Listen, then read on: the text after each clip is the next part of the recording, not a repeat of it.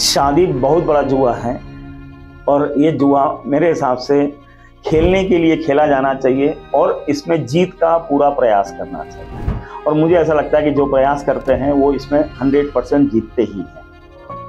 रहा सवाल आपने जो एक मिसमैच की जो बात करी, देखिए शादी नॉर्मली मेरे हिसाब से ऐसा है कि मिसमैच ही रहती है, क्योंकि दो सरीके लोग कहाँ से मिल जाएंगे और फिर इतना समय ही कहाँ मिलेगा या ऐसा कैसे जोड़ा बनेगा कि जो एक दूसरे को बिल्कुल 1 to 1 मैच कर जाए।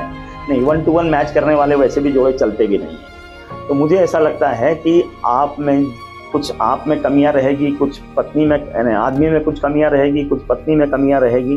तो दोनों एक दूसरे की कमियों को ढककर, एक दूसरों की कमियों को समझकर, और जहां कमी है वहां पे दूसरे ने आगे बढ़कर उसको काम अगर करेंगे तो दोनों भी एक दूसरे के पूरक बनेंगे, कंप्लीटनेस आएगा।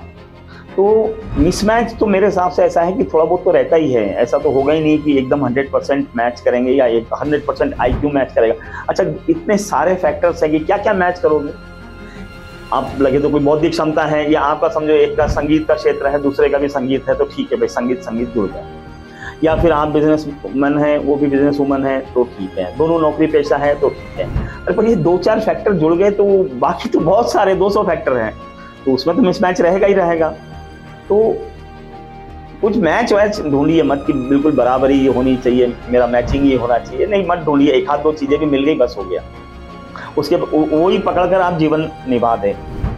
और कुछ जो मिसमैच है या जो कमियां हैं वो एक दूसरे की जरूर ढकें, और जहाँ पर गलती या कमी रह रही है दूसरे ने आगे बढ़कर उसको आगे लेके जाना चाहिए। देखिए, रिश्ते चलने के लिए तो बातचीत जो है या बोलना ये तो बहुत ज़रूरी है, क्योंकि हर आदमी के अंदर इतनी प्रतिभा नहीं रहती है कि वो आपके मौन को भी समझ ले या वो आपकी बातों को भी समझ ले।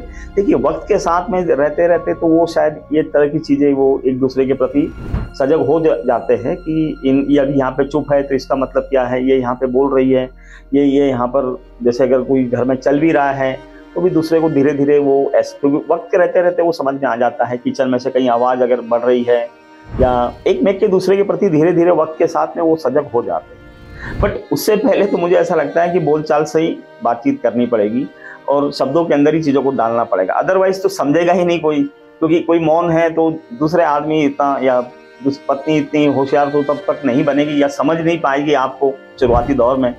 हाँ, पर लंबे समय के अंदर वो आपकी हर उस एक्शन को वो समझ जाएगी कि इसका मतलब क्या है, क्योंकि वो जिसको बोलते हैं ना आदत पड़ जाती है, तो तब संभव है।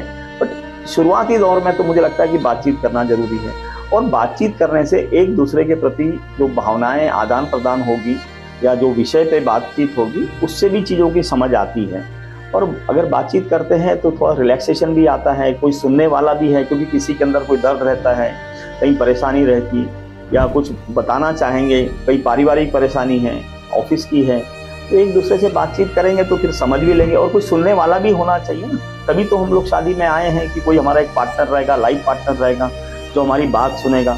हो सकता है कभी हल देना भी उतना ज़्यादा जरूरी नहीं है, मुझे ऐसा लगता है। सुनना और समझना इसमें ज़्यादा जरूरी है, और सुनने वाला अगर रहा तो मुझे लगता है कि चीज़ें हल्की, दर्द जो है वो हल्का हो जाता है, और अगर हल मिलता है बातचीत से तो वो तो और भी बेहतर है। तो वक्त के साथ में मुझे लगता है कि जो आप साइलेंस की जो बात कर रहे हैं, तो धीरे धीरे मौन भी समझ में आ जाता है, फिर आपकी बोलचाल भी समझ में आता है, आपके शब्दों के ऊपर का जो दबाव है या जोर से बोला गया है, धीरे से बोला गया, वो भी वक्त के साथ में पार्टनर एक दूसरे को समझ लेता है।